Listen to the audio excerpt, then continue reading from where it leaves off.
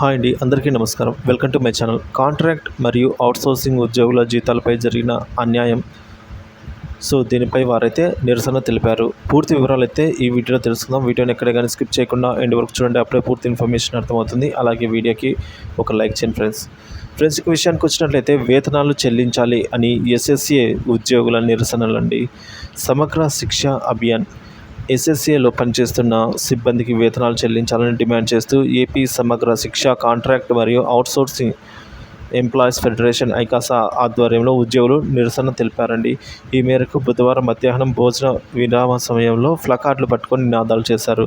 మే, June నెలల్లో వేతనాలు రావాల్సి ఉందని, అవి అందకపోవడంతో తీవ్ర ఇబ్బందులు పడుతున్నామని పేర్కొన్నారు.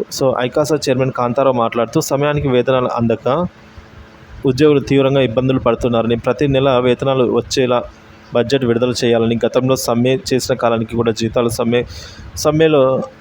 సమ్మెలో ఇచ్చిన హామీలను కూడా అమలు చేయాలి అని, ఉద్యోగులకు హెచ్ఆర్ పాలసీ రూపొందించాలి అని అయితే కోరడం జరిగిందండి.